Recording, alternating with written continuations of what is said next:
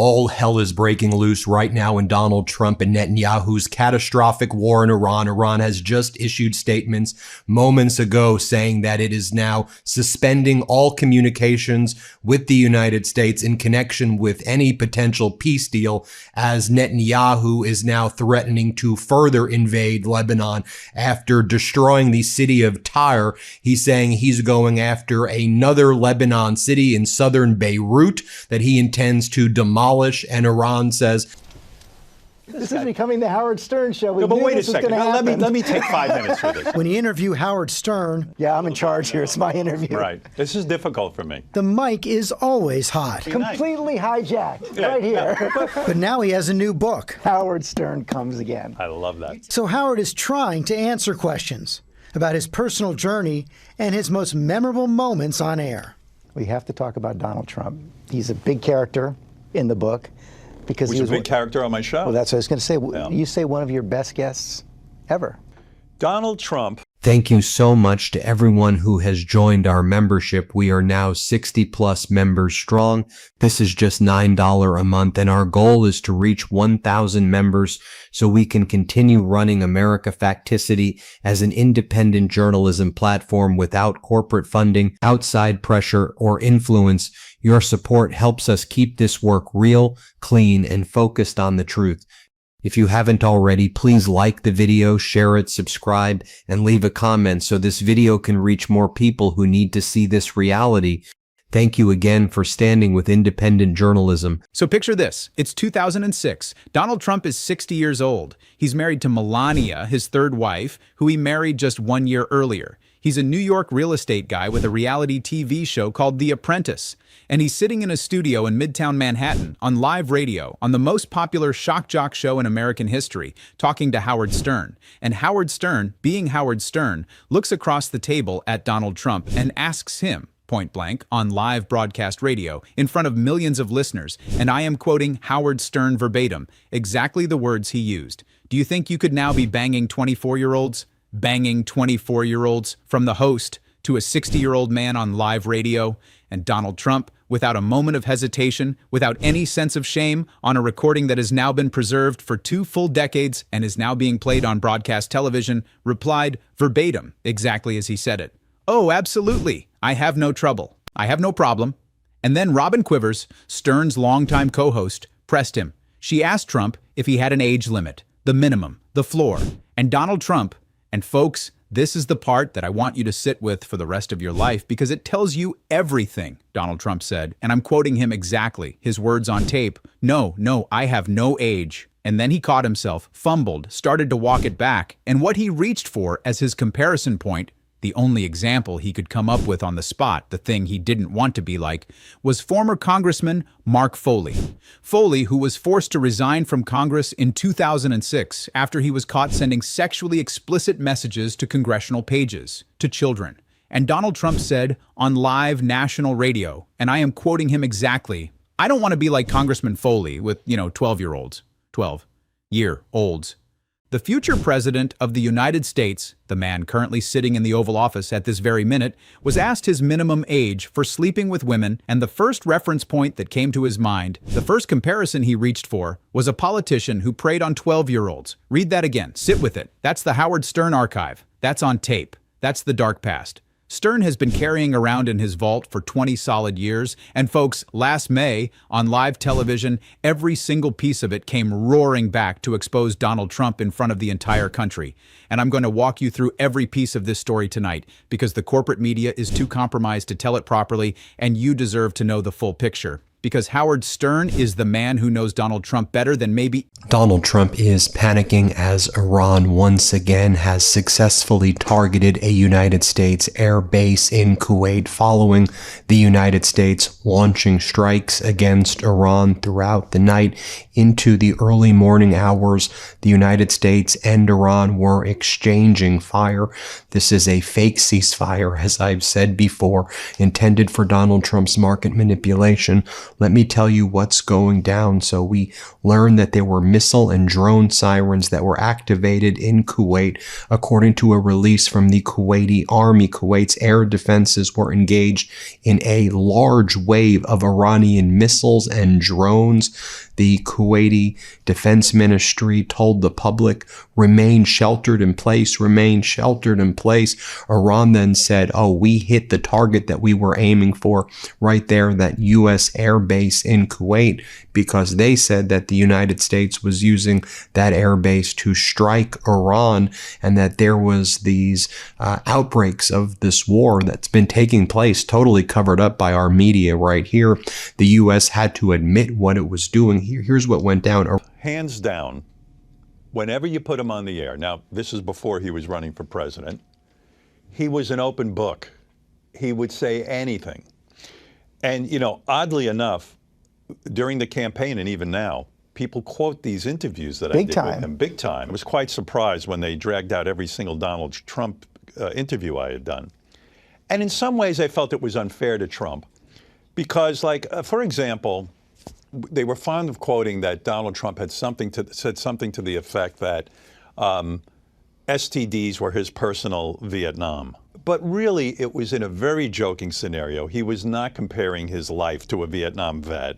It was ha, ha, ha, and this and that. But when journalists took it, have you looked up the definition of a ceasefire in a dictionary? Because we made it very clear that part of this ceasefire were security guarantees in Lebanon as well. And right now it seems that Netanyahu's doing everything he can to pull the United States out of any peace by escalating in Lebanon since there was a purported ceasefire. Do y'all remember when they had the leaders of Lebanon show up in Washington, D.C., and they made a whole big deal about it? There's a ceasefire everywhere, ceasefire. Well, Netanyahu has further escalated things in Lebanon. We've been covering it every day here on the Midas Touch Network. And now Iran is saying, we're out. We're not having any communications with you.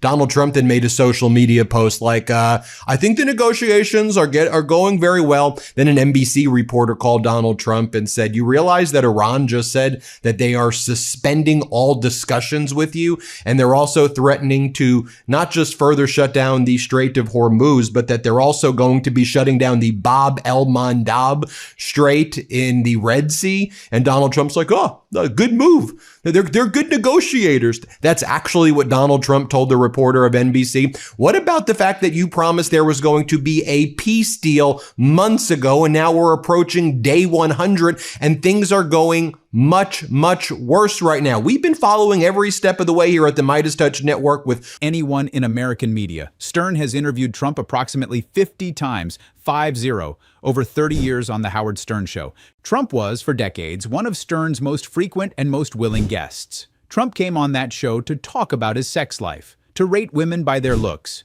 to brag about walking into beauty pageant dressing rooms while the contestants were undressed, to make jokes about his own daughter that I'm not even going to repeat on this channel. The entire dark past of Donald Trump. The part of the Donald Trump story that ended up tying him to Jeffrey Epstein and the WSJ birthday card lawsuit and the E. Jean Carroll case and everything else is on tape in Howard Stern's archive, recorded live, broadcast live, preserved for the rest of human history. And now those tapes are coming out. And Donald Trump is losing his mind. Now, before I go deeper, and folks, this is going to be the deepest dive yet.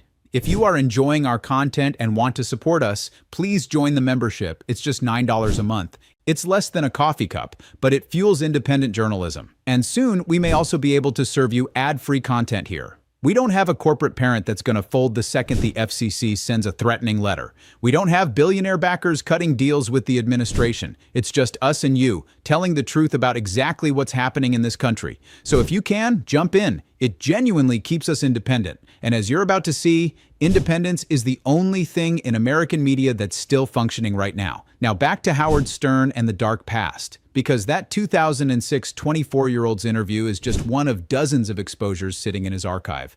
The level of comfort Trump had with Howard Stern is the part you have to understand. Trump treated the Howard Stern Show like his personal confessional booth for 30 years. He told Howard Stern things he would never have told anyone else because Stern had cultivated a vibe of anything goes and Trump felt safe being himself. Howard Stern, in a recent David Letterman interview, summarized it perfectly. He said, and I'm quoting him verbatim, There was no filter. No filter. That's how Stern described his Trump interviews. The real Donald Trump. Unedited, unfiltered, for 30 years. On tape, in a vault. Let me give you another one from the same archive, because this one is, if anything, worse than the Mark Foley line. In a 2006 Stern interview with Trump, yes, the same year, Donald Trump laughed on air when Howard Stern's bit veered into a discussion that effectively accused him of being a sexual predator. Trump said on tape, with his children Don Jr. and Ivanka actually sitting beside him in the studio, all of the MQ-9 Reaper drones, MQ-1 drones that the U.S. was flying over Iran. The U.S. was striking Iran in these targeted strikes while claiming there was a ceasefire, and our corporate news was covering it up. Remember, we've been following this every step of the way here at the Midas Touch Network, where I saw a lot of your comments like, hey, Ben, we're not hearing this anywhere else. Are you lying to? No, of course I'm telling you the truth. We're talking about what's actually going down on the ground. I've also been showing you the footage of Lebanon as Netanyahu's been destroying areas in Lebanon, crossing the Litanian areas that he had never even been before recently, escalating things there. And this was so predictable that this was going to happen. So here's what we learned this morning. Iran says they're suspending all talks, all messages, all exchanges with the United States in protest of Israel's military actions in Lebanon, according to Iran's Tasma news agency. Great. So Netanyahu got us into this catastrophic and unlawful war in Iran in the first place. Then Donald Trump tried to tie a peace deal with all the Arab nations, need to become allies with Israel, which none of the Arab nations said they wanted to do. And now we're being forced back into having no chance of peace whatsoever because Netanyahu's now further invading Lebanon. I haven't seen you since Trump got elected, oddly Really? enough. Yeah, I think we've seen each other. No, I don't think Really? since that. And, obviously the show is very Trump-oriented Yes. when you do your thing because it's what people are talking about. It's all anybody talks about. Right. It's almost like no other news is happening. Well, he's the biggest news that's happening. He's the biggest news. So I'm imagining, because I see it on my show, if I say anything slightly negative about Trump, slightly negative, Yeah. fans will call in and go, would you fucking stop talking about politics? Right. Would you cut this shit already? Everyone thinks. Iran's Mehr news agency released a statement from the IRGC following these back and forth strikes. Here's the statement from the IRGC. The origin of the aggression against the Sirik Island telecommunications tower was targeted following the recent aggression by the invading U.S. Army against a telecommunications tower on Sirik Island in the Hormuzgan province. The IRGC Aerospace Force fighters targeted the airbase from which the aggression originated, and the predicted targets were destroyed. The IRGC Aerospace Force warned that if the aggression is repeated, the response will be completely different, and the responsibility lies with the invading and child-killing U.S. regime. So you remember our reporting over the weekend, and I saw a lot of comments saying, Ben, are your reports true? Because I'm not hearing this anywhere else. You're talking about Iran striking down 3 to 5 U.S. Aircraft, an MQ-9 Reaper, another MQ-9 Reaper, an MQ-1, that there were 5 Americans who were injured on this Kuwaiti airbase 48 hours ago. That's true. That's true. To the framing of being a sexual predator, he laughed, with his kids next to him, on a clip that has now been viewed over 1 million times on social media. And his kids laughed too. Snopes has fact-checked the clip and confirmed it is real. It is not fabricated. It is not taken out of context. Donald Trump, on live broadcast radio in 2006, laughed at being called a sexual predator and said, "That's true," while his adult children sat next to him laughing along. And that clip is now circulating across the entire internet, because of the resurfacing wave that hit when the Wall Street Journal published the Epstein birthday card in July 2025. And it goes on. There are clips of Trump on Stern bragging about walking into the dressing rooms of Miss USA pageant contestants while they were undressed. He literally said this on the air. And I want you to remember that as the owner of the Miss USA pageant, he could and did walk into those rooms whenever he wanted. Teenage and young adult women being inspected like he owned them. That's on tape. Howard Stern asked him about it. Trump bragged about it, live radio. There's the infamous Ivanka piece of ass comment from another Stern appearance, when Howard Stern, in his usual way, asked Trump if he could refer to Ivanka, Trump's daughter, that way. And Trump confirmed it, about his daughter, on live radio. There's the 1,997 personal Vietnam comment about dating during the AIDS epidemic.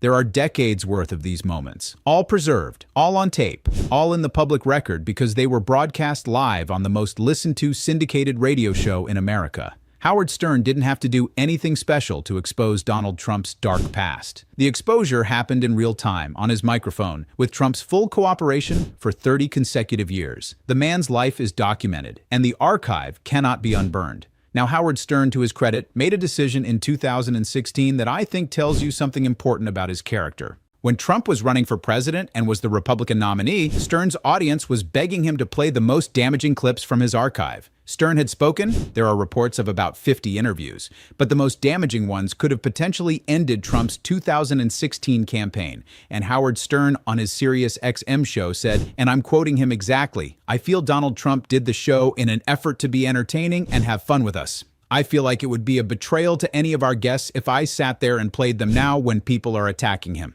A betrayal. Stern, who privately supported Hillary Clinton, told his audience he would not play the worst tapes because it would betray the trust of a guest. I can't even tell you how angry I am this morning. This is what Iran posted this morning. Urgent. Iran stops message exchange with the United States in protest against Zionist crimes. The determination of the Iranian armed forces and all axes of resistance front to respond to Zionist crimes and open new fronts. Tasman's information, again, Tasnim is the Iranian regime media that's close to the IRGC, the military. It's like their military media, if you will. Tasman's information indicates that given the continuing crimes of the Zionist regime in Lebanon, and considering that Lebanon was one of the preconditions for the ceasefire, and now the ceasefire has been violated on all fronts, including Lebanon, the Iranian negotiating team is suspending dialogue and exchange of text through a mediator. The immediate cessation of the Zionist regime's aggressive and brutal operations in Gaza and Lebanon, and the necessity of the regime's complete withdrawal from the occupied areas in Lebanon have been emphasized by Iranian officials and negotiators, and there will be no talks until Iran and the resistance views on this matter are met. Also, the resistance front and Iran have set their agenda to completely block the Strait of Hormuz and activate other fronts, including the Bab el-Mandab Strait, in order to punish the Zionists and their supporters. Not only the Strait of Hormuz and the Persian. Aren't we hearing this anywhere else? Because our corporate news is regime media and they're covering up most of the stuff. That's why. And so this telecommunications tower has been used by Iran, among other things. They've been able to successfully track these F-35s and these drones. So the U.S. struck the telecommunications towers, which were being used to track the MQ-9 Reapers and the MQ-1. And then Iran responded, and Iran just hit the U.S. air base in Kuwait. Now, U.S. Central Command was just forced to admit what went down.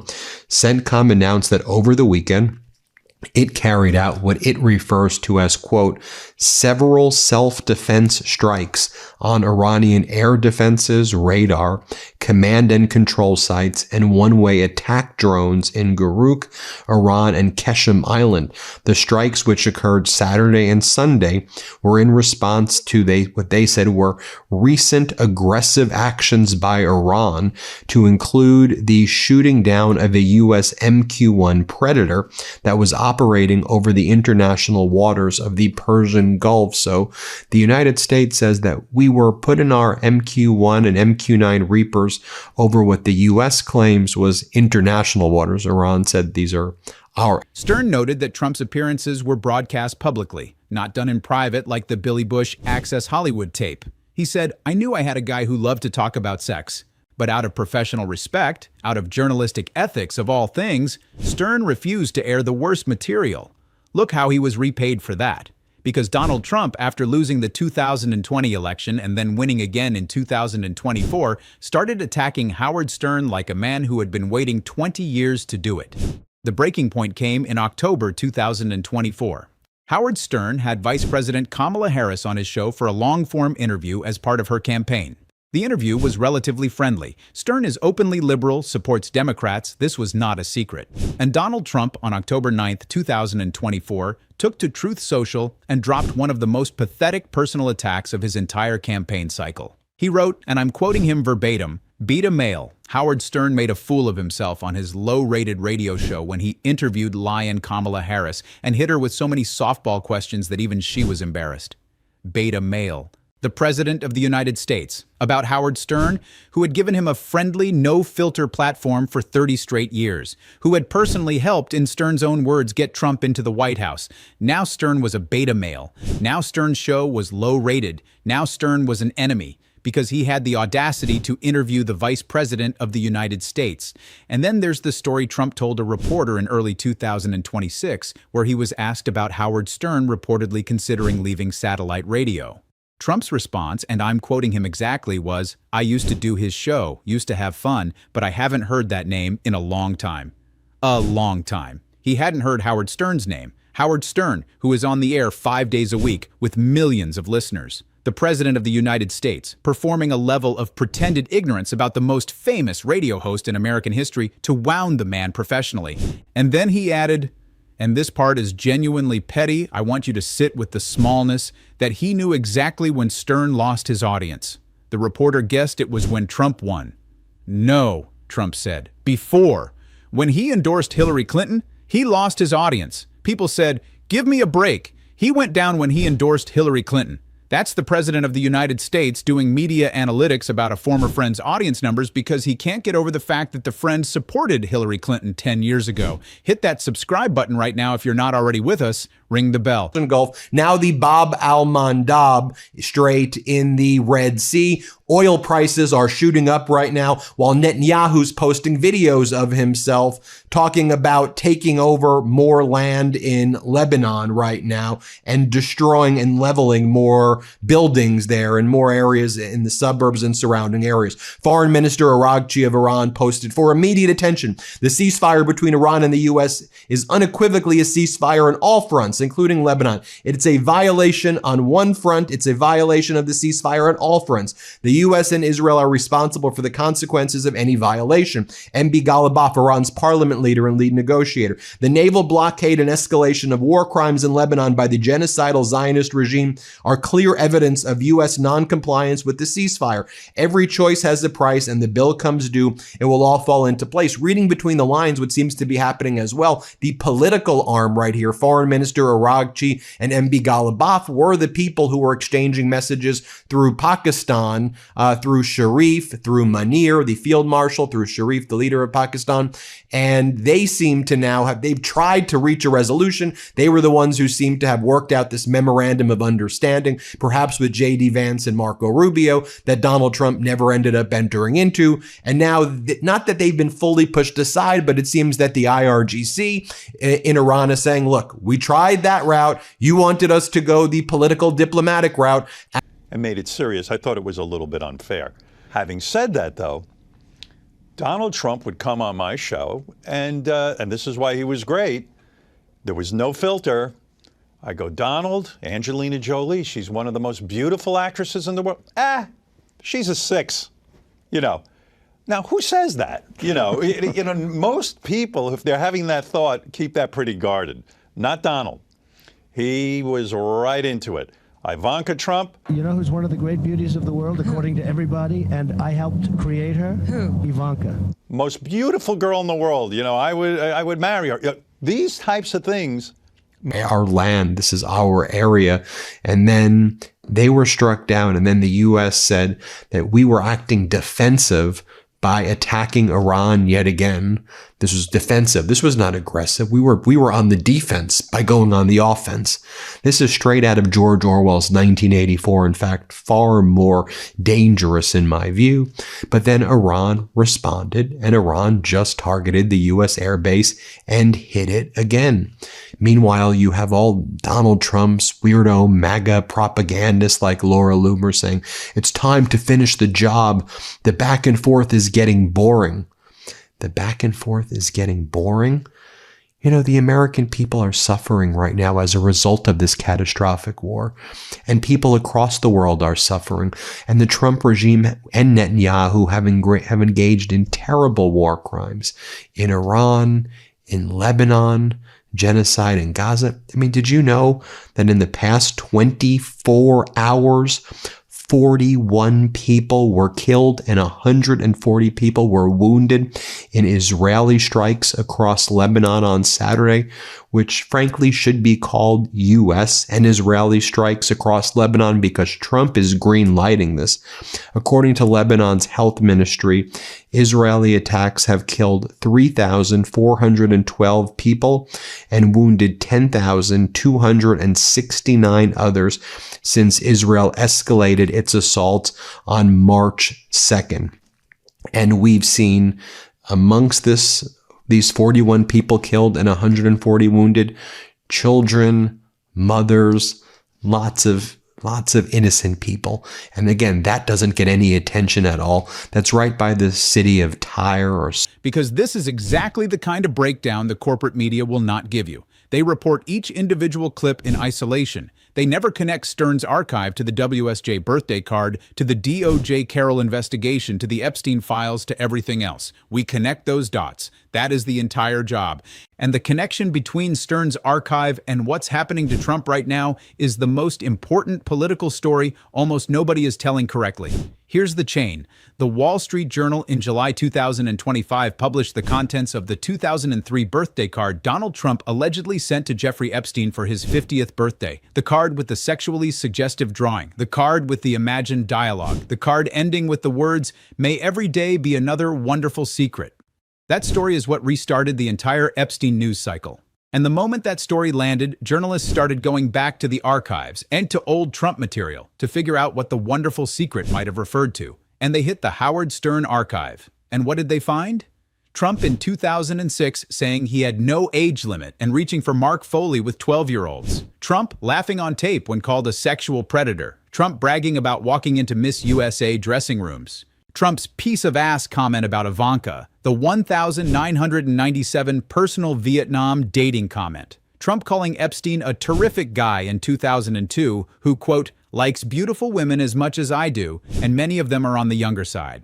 Trump on the New York Times reporting that he held a calendar girls competition at Mar-a-Lago in 1993, with Epstein as the only guest. All of it, resurfacing simultaneously, all originally exposed live on broadcast radio by Howard Stern over the course of 30 years, and Stephen Colbert, bless him, went out swinging before CBS canceled him. On May 26, 2026, on what was nearly his final monologue, Stephen Colbert played the 2006 Howard Stern clip on national broadcast television. He looked into the camera and said, and I'm quoting him exactly, "A lot of other stuff from Trump's creepy past is resurfacing, like this clip of Trump on the Howard Stern show back in 2006.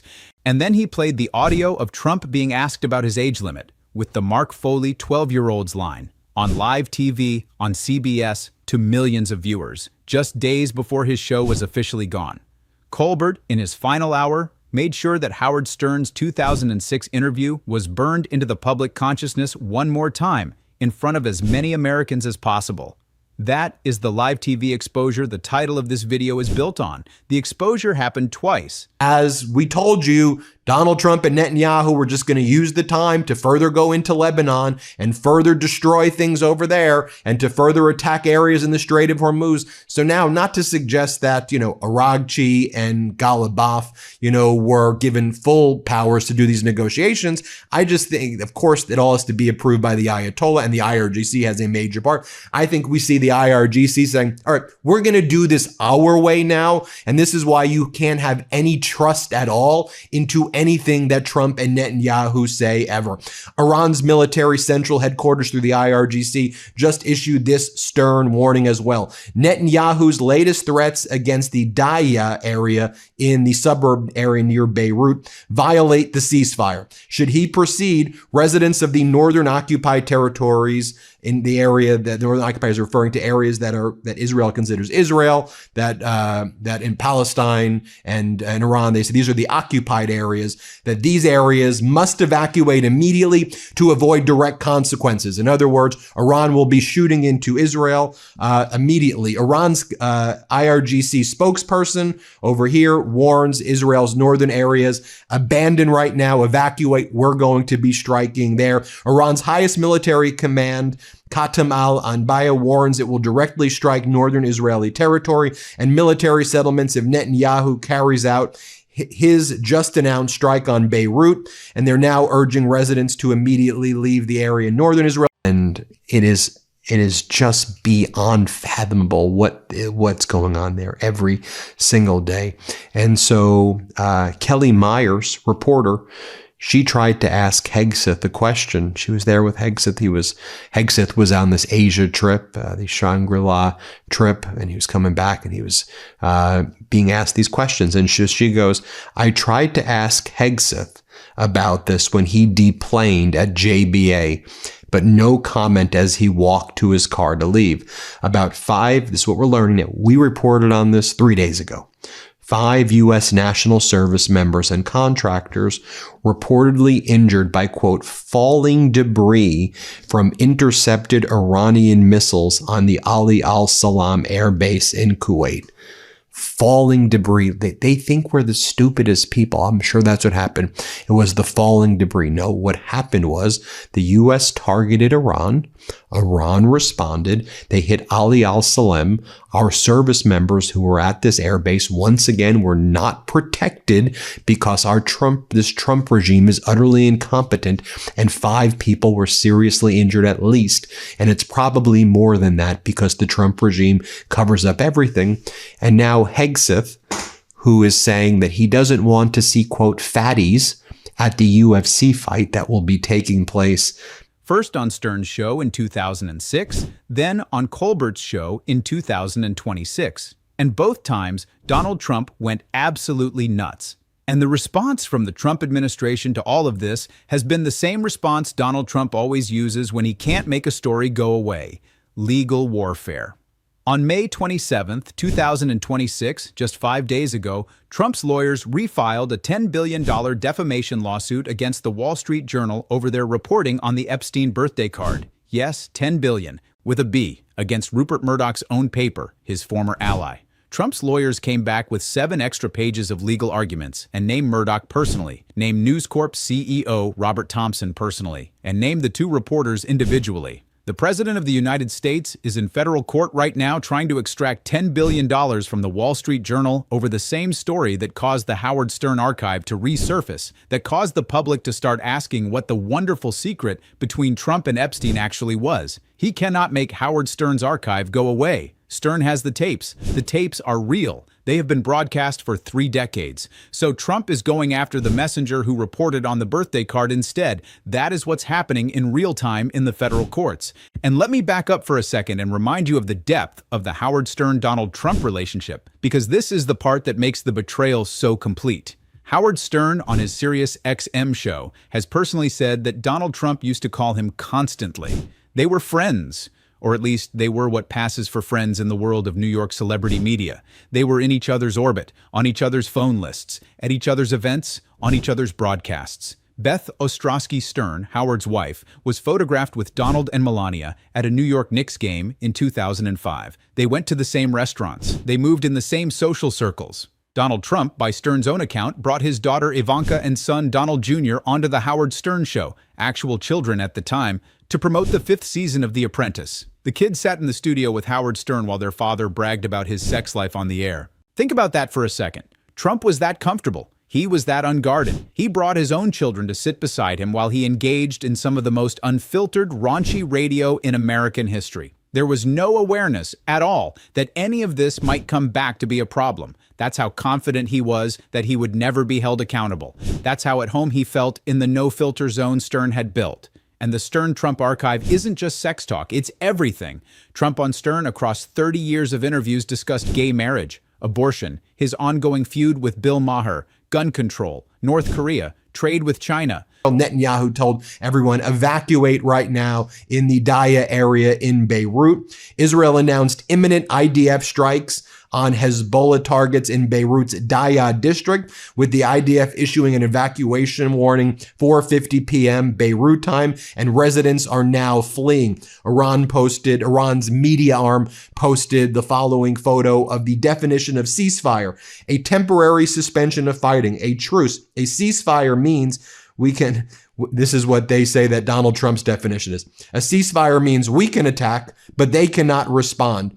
Iran writes, dictionary editors should reconsider the definition of the word ceasefire after the behavior of U.S. Israel. They use as one word, and they say, according to U.S. Israel, ceasefire means we can attack, but they cannot respond. Donald Trump posted the following message.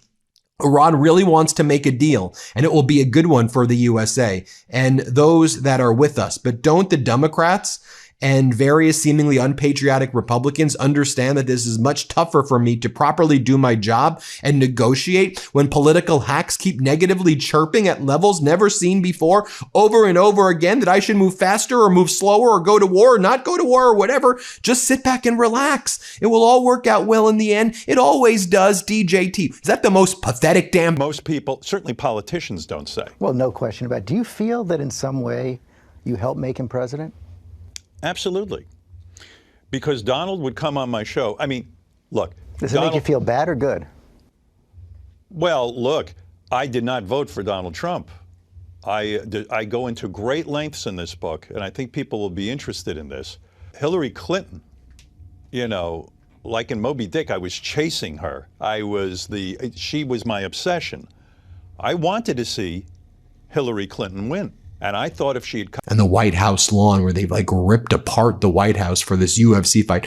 No fatties, they say. And remember the video I did yesterday? No one wants to be affiliated with this sick Epstein class weird event for Trump's birthday. Even Rogan's like, this is a terrible idea, this event. But Hegseth refuses to answer a very basic question about that. Now, Iran's leadership, they're issuing numerous warnings right now. You have Iran's main spokesperson at the IRGC saying, if Netanyahu does not stop his genocidal war in Lebanon, the collapse of the American economy will begin in June.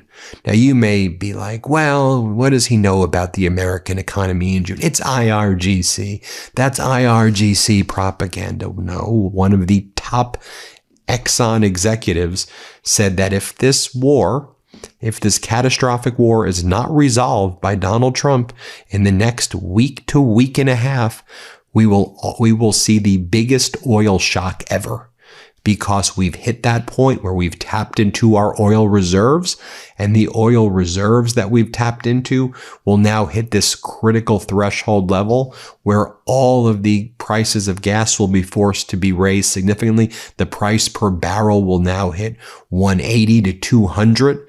The 2012 election, his hatred of political consultants, the Iraq War. Yes, Donald Trump talked extensively about the Iraq War on Howard Stern in real time as the country was debating going in. There's the famous moment where Trump appeared to support the war on Stern in 2002, then later claimed he had always been against it. The Stern tape contradicts him. The tape exists. It has been played on 1,000 news segments. He cannot rewrite that history because Howard Stern has it on tape. Trump rated women on Stern: Angelina Jolie, Jennifer Aniston, Princess Diana. He badmouthed Mark Cuban. He speculated about his own daughter's rumored relationship with Lance Armstrong. He talked about who he found attractive and who he didn't. He called in to promote his books. He went on to talk about his feud with Martha Stewart. He used the show as his personal media playground, and Howard Stern was there, microphone open, recording every word. And the same week, on May 28th, the Department of Justice opened a criminal investigation into E. Jean Carroll, the 82-year-old woman who sued Donald Trump for sexual abuse and won. 2 New York juries found Trump liable. Combined judgments of roughly $88 million. The case is currently sitting at the Supreme Court, and the Trump DOJ, using taxpayer money, using federal resources, has opened a criminal investigation into her, into the victim. The official theory is perjury about outside funding. The real reason is the exact same reason Trump is suing the Wall Street Journal for $10 billion. He is trying to bury the dark past Howard Stern's archive helped catalog. Whoopi Goldberg called this exact DOJ move out on The View. She looked at the camera last Thursday and asked, and I'm quoting her, "Why is the administration spending time trying to relitigate this case that was already decided by 2 juries? What the hell?" What the hell? The exact question every honest American is asking. If you believe in independent journalism that connects all these dots, please consider joining the membership at $9 a month.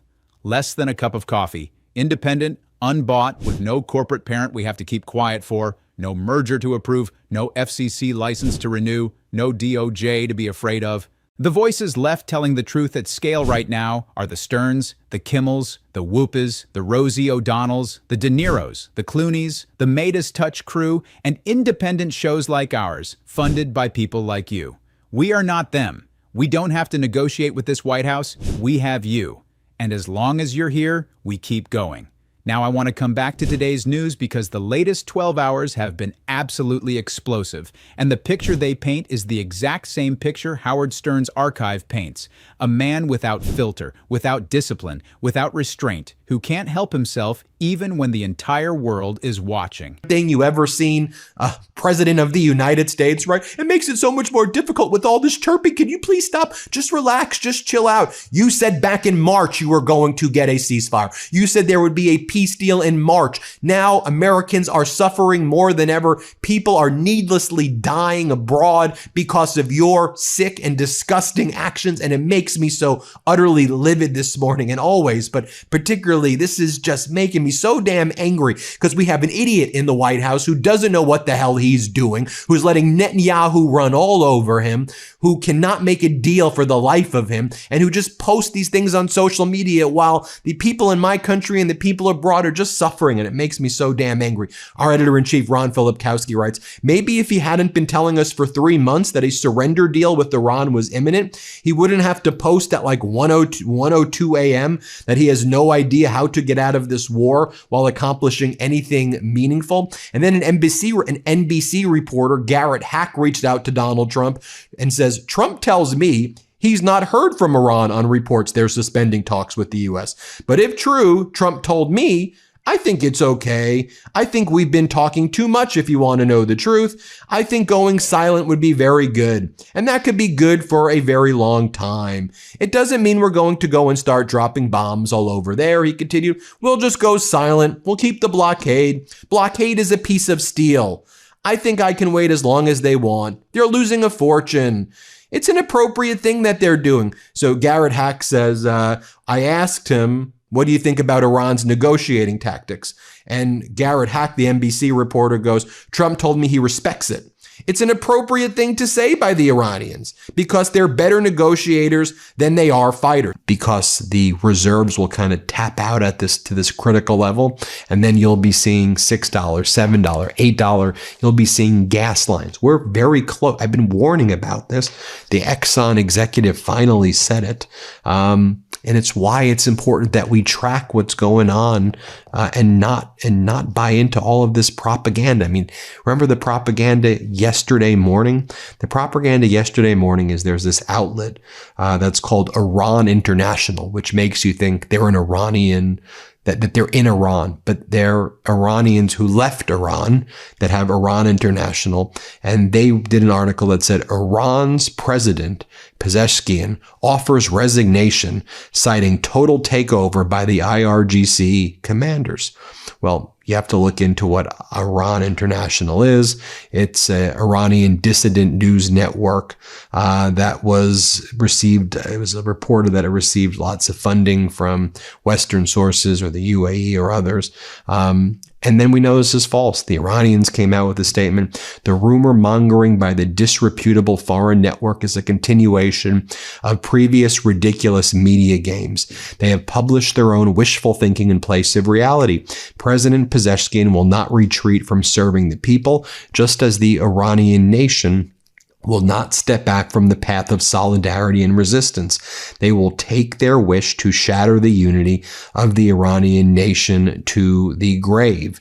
Another Iranian leader wrote, to ward off the evil of the child-killing regime and to liberate the dear people of Lebanon from their current lamentable situation, we must first, Iran, in coordination with the resistance groups in the region, must take action against the bloodthirsty Zionist regime. Second, the Bab al-Mandab Strait must be closed. And third, the skies over the capital of Israel and the region, the Emirates, must rain down stars. And then you had the foreign ministry spokesperson take a photo with the IRGC spokesperson showing the political side of Iran is united with the military side of Iran. And they said, for one nation, for one country, for one goal, ready for any situation, field and diplomacy side by side. If you make me armor clad for the play of blades, if you gird my waist for the making of peace, to whatever you show me, hot and cold, I am receptive. From reconciliation to battle, come with me whatever you have of sword and cup, for in both of these. As I am recording this, it is Tuesday, June 2nd. Yesterday, Monday, June 1st, Iran suspended negotiations with the United States. Yes, suspended. The Iranian state media announced it. Iran's chief negotiator, Mohammad Bagher Ghalibaf, went on X and said the U.S. naval blockade of Iranian ports, plus the escalating Israeli operations in Lebanon, were clear evidence of U.S. non-compliance with the ceasefire. Tehran cut off communications via mediators. The deal Donald Trump had been promising the country was on the verge of being signed. Iran walked away from the table. Trump's response was to insist publicly that the talks were continuing at a rapid pace. While the Iranians were on the official record saying the talks were suspended. He told NBC News, and I'm quoting him directly because the casualness of this quote is staggering. If they don't want to talk, that's okay with me. Okay with me. The country is at war. The Strait of Hormuz is contested. American warships are sinking merchant vessels. And the president is on the record saying okay with me about Iran walking away from the negotiating table. That is the level of seriousness the man brings to the most dangerous foreign policy moment of his second term. And then it escalated. Sources told CNN, confirmed by The Hill, that Donald Trump had a heated exchange with Israeli Prime Minister Benjamin Netanyahu. CNN reported that Trump used expletives to express his disapproval of the planned offensive in Lebanon, and the actual quote, as captured in The Hill's reporting, was, and I am quoting the President of the United States verbatim, "What the f are you doing?" to Netanyahu, about a war Israel is conducting with American weapons. And then Trump went on ABC News and described the entire diplomatic crisis casually, saying, "There was a little glitch today, but I turned that one around very quickly." A little glitch, the deepest Israeli ground invasion of Lebanon in 26 years. Iran walking away from negotiations. A heated, expletive-laden phone call with the Israeli Prime Minister. Trump calls it a little glitch. This is the same no filter Howard Stern was describing 30 years ago. The man who said 12-year-olds out loud on live radio in 2006 is the same man who said, "What the f are you doing?" to Netanyahu in 2026. There is no filter. There has never been a filter. There will never be a filter. Meanwhile, the Israeli Defense Forces yesterday struck a hospital in the Lebanese port city of Tyre. They killed Ali Yusuf Harshi, the personal secretary and nephew of Hezbollah Secretary General Naim Qassem, in a Beirut strike. The Israeli parliament passed a bill in its first reading to dissolve itself and call early elections, 106-0. The UN Security Council held an emergency meeting Monday. The UK Foreign Secretary called the Israeli strikes deeply damaging. Republican Senators Wicker, Graham, and Cruz are publicly saying the Iran deal terms are too favorable to Tehran. Mike Pence went on Meet the Press Sunday to distance himself from the administration. DC Navy just released the following footage of fast boat patrols in the Strait of Hormuz, describing them as round-the-clock routine operation. The boats are tasked with guiding transiting vessels and stopping any that ignore warnings. Let me just show you what they released. Let's play it.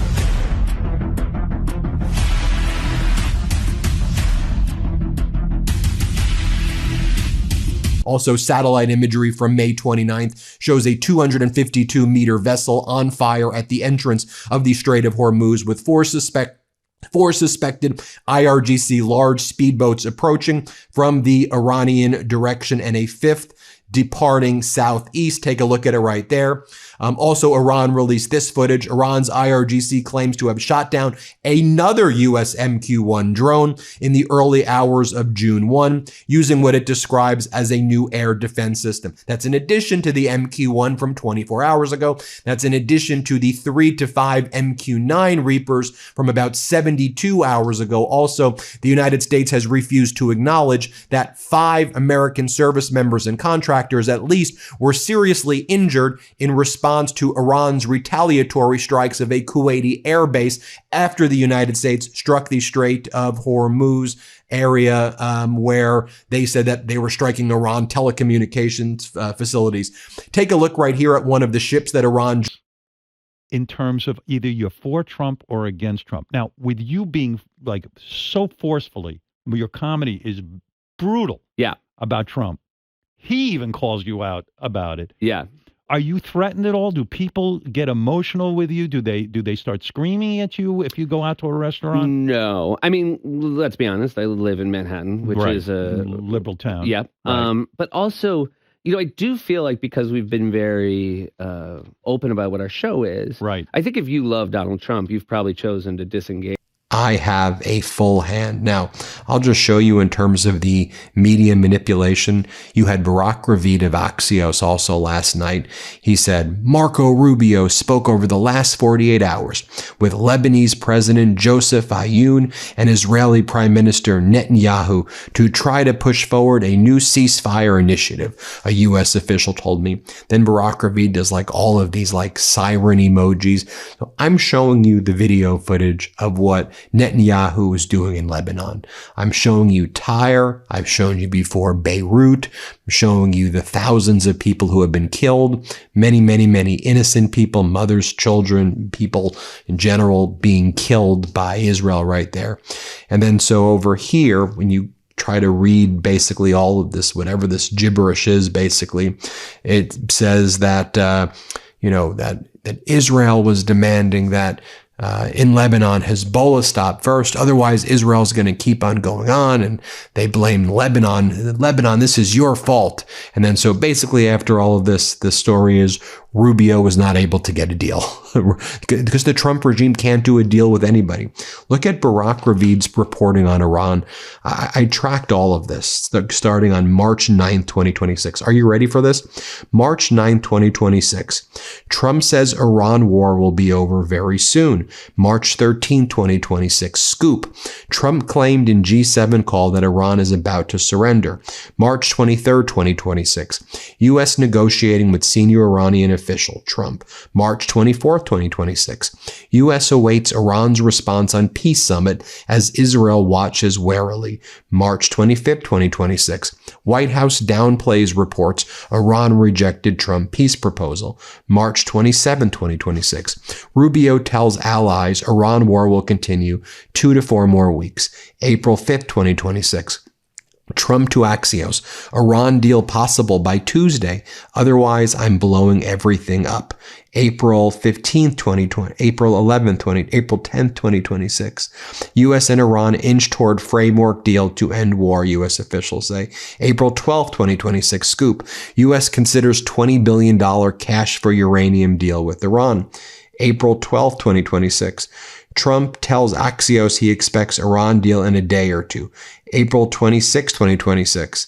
Iran offers U.S. deal to reopen Strait, but postpones nuclear talks. May 23, 2026. Exclusive. Trump says he's 50-50 on Iran deal decision by Sunday. May 23, 2026. U.S.-Iran deal to end war will be finalized shortly, Trump says. Also on May 23rd. Exclusive. What's inside the Iran deal that's close to signing? May 24th. White House said Iran deal could take days. May 28th. Scoop. U.S. and Iran reach deal but needs Trump's final approval. May 28th. Vance says U.S. and Iran are very close to a deal. May 29th. Trump's team to decide on Iran. And Trump's Freedom 250 Festival has now lost 6 of 9 headliners, with the President of the United States offering to perform himself to fill the gaps. And remember the New York Times report I mentioned earlier, the one about Trump hosting a calendar girls competition at Mar-a-Lago in 1993 with Epstein as the only guest. Let that sentence sink in. a calendar girls competition at Mar-a-Lago in 1993 with Jeffrey Epstein as the only guest. The Times reported this in July 2025, right around when the WSJ birthday card story broke. That detail is in the public record now. It is not deniable. The hosting of a beauty competition where one guy was the entire audience and that guy was the most notorious sex trafficker of our generation. That is a story that came from the same dark past archive Howard Stern has been preserving. That kind of detail. The Trump-Epstein closeness going back to 1993, before Stern's interviews even started in earnest, with calendar girls and private screenings and wonderful secrets passed back and forth for decades. That is what Donald Trump is currently using the full power of the federal government to bury.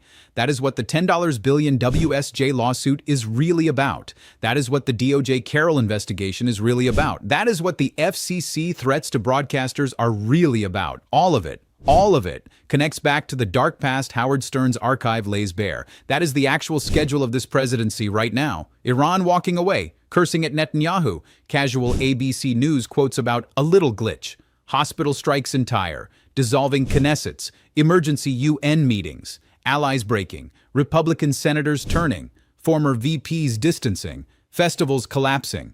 And the dark past archive from Howard Stern, 30 years of no-filter Trump talking about underage women, walking into pageant dressing rooms, laughing at being called a sexual predator on live radio, sitting in the public record, ready to come back anytime the WSJ or The View or a late-night host wants to remind the country who the man in the Oval Office actually is.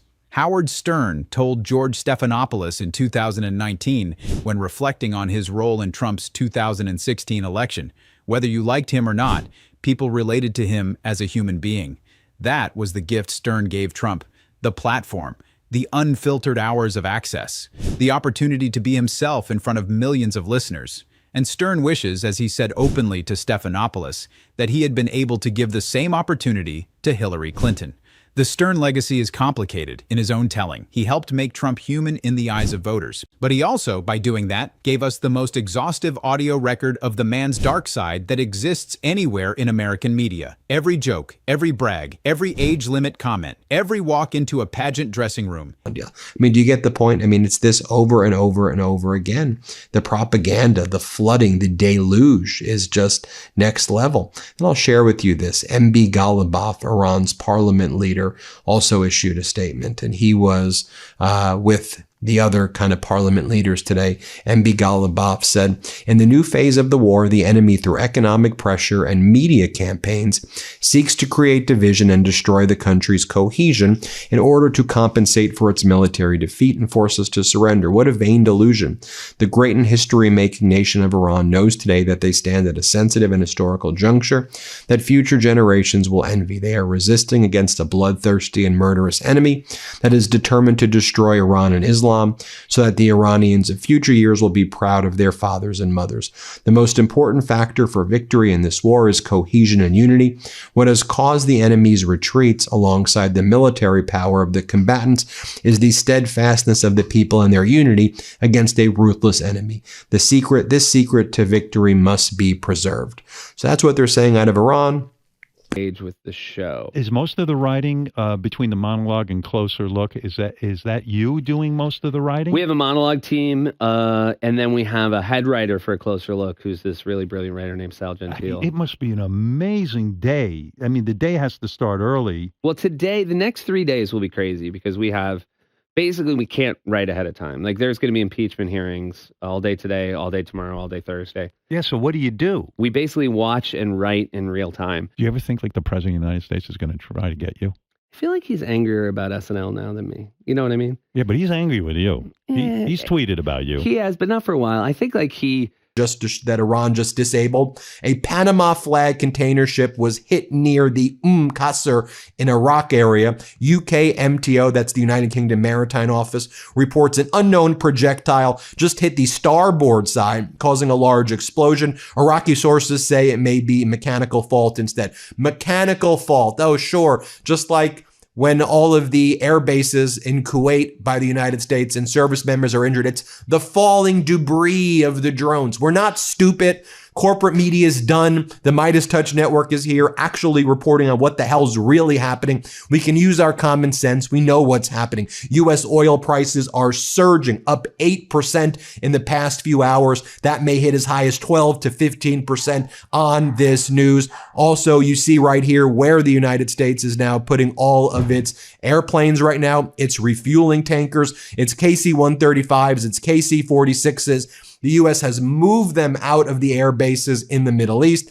and instead is putting them in Ben Gurion Airport in Israel. So that's where showing a lot of strength right there and a lot of confidence in America's military bases across the Middle East by moving all of our strato tankers and all of our air bases, all of our airplanes outside of the Middle East and now moving them into Israel. Isn't that very telling? And finally, you have Every laugh at being called a sexual predator, it's all there, preserved, permanent, and it cannot be taken back no matter how many $10 billion lawsuits Trump's lawyers file against Rupert Murdoch. And on David Letterman's Netflix show, My Next Guest Needs No Introduction, back in 2018, Howard Stern did a long-form interview where he went deep on his own role in giving Trump that platform. He admitted, with a kind of wistful regret, that he had given Donald Trump exactly what Donald Trump needed to become a political phenomenon, a place to be himself without consequence. He used the phrase "no filter" to describe what he had let happen, and he was honest about the costs. He told Letterman he wished he could go back. He wished he had seen what was coming. He wished he had used those 30 years differently. The honesty of that admission on Letterman's stage made the moment more powerful, not less. Because Stern was telling the country in real time, I had the access, I had the recordings, I helped shape this man's public image, and now I am watching it become a national emergency. That is a man wrestling with the historical record in public. That is a man taking some level of responsibility for what he made possible. And it is a very Howard Stern thing to do. Uncomfortable, painfully self-aware, and absolutely on the record.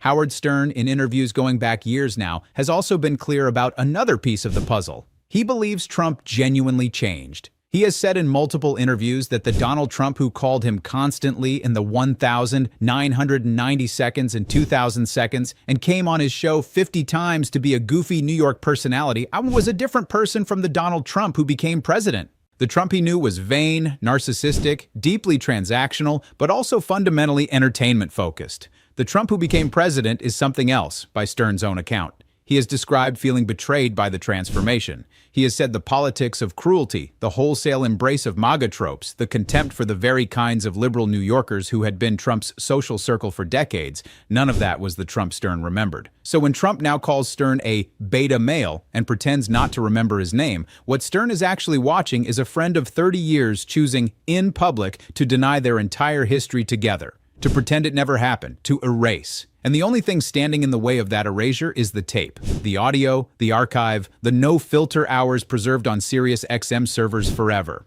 So here is what I want from you right now. Drop a comment and tell me, what was the moment from the Howard Stern archive that hit hardest for you? Was it the 2006 no age limit interview with the Mark Foley reference?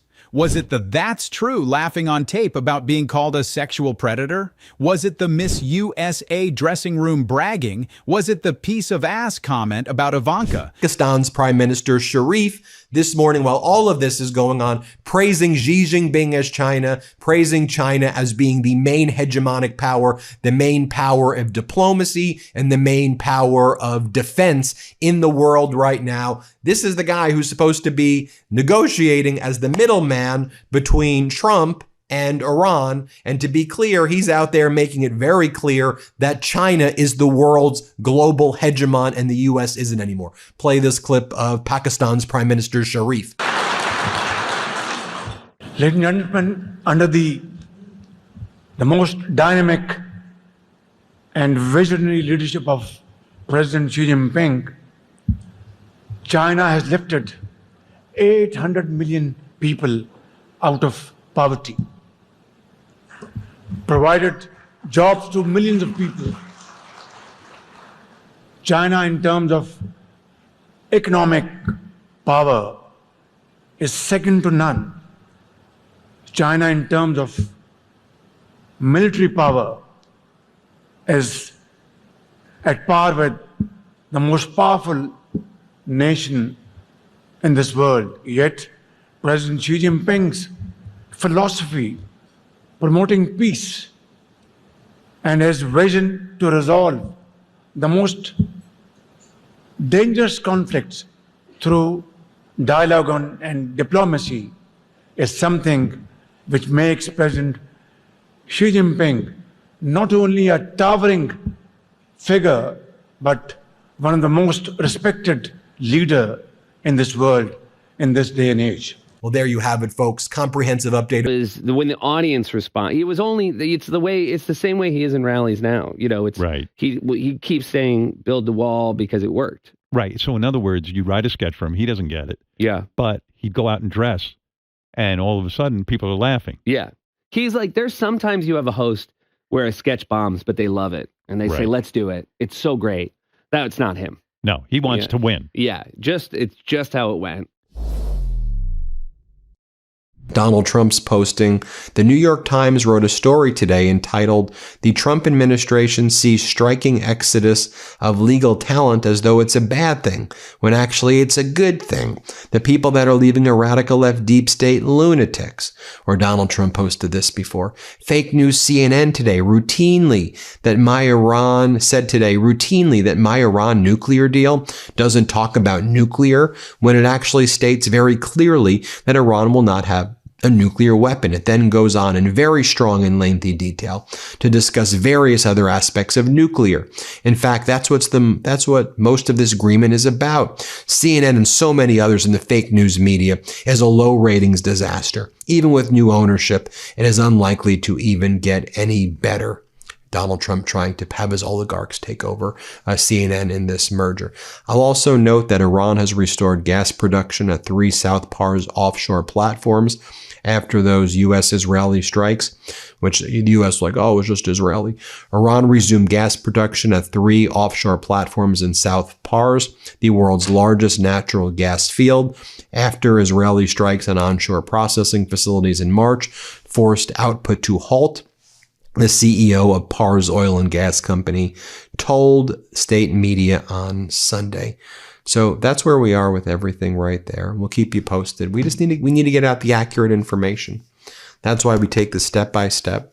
Was it the 1,997 personal Vietnam dating quote about the AIDS era? Tell me, every single one of those moments is on tape. Every single one of them is part of the historical record, and every single one of them is what Donald Trump is currently using the full power of the federal government to try to bury, with $10 billion WSJ lawsuits, with DOJ criminal investigations of 82-year-old women, with FCC threats against broadcasters, with all caps Truth Social rants at 1 in the morning. Hit that subscribe button if you're not already with us, because this story is not slowing down. The Iran talks are on a knife's edge. Lebanon is the deepest invasion in 26 years. The UN Security Council is meeting. Republican senators are publicly breaking with the president. The Carroll case is at the Supreme Court. The Wall Street Journal lawsuit is in federal court demanding $10 billion. The Freedom 250 Festival is dying, and every single one of these stories ties back, in one way or another, to the dark past that Howard Stern documented for 30 years on live radio. Share this video if you think more people need to understand how it all connects, because the corporate media is not going to put it together for them. We will. If you believe in keeping independent journalism alive and unbought, the membership button is right there. $9 a month, less than a cup of coffee. No corporate parent, no merger to approve, no FCC license to renew, no DOJ to be afraid of. Just truth every single day, for as long as you keep coming back. Howard Stern is on the air tonight. He won't play the worst tapes out of his stated journalistic ethics. He doesn't need to. The clips already broadcast, the ones he aired live decades ago with Trump's full cooperation and laughter, are doing the work all by themselves. The 2006 no age limit clip alone. The "That's True" sexual predator laugh. The Mark Foley reference to 12-year-olds. The Miss USA dressing rooms. They are out there, viewed millions of times, played by Colbert in his final monologue, dissected by every honest journalist in the country. Donald Trump is the President of the United States, and his dark past is documented in 30 years of his own voice, on his friend Howard Stern's tape, in the public record forever. He cannot take any of it back, not with $10 billion lawsuits, not with DOJ retaliation, not with all caps Truth Social rants. The tape is the tape, and the dam is breaking. We'll see you in the next one. Stay loud, stay sharp, and remember, in a country with Howard Stern's archive, the President of the United States doesn't get to rewrite his own past. He just gets to watch it come back.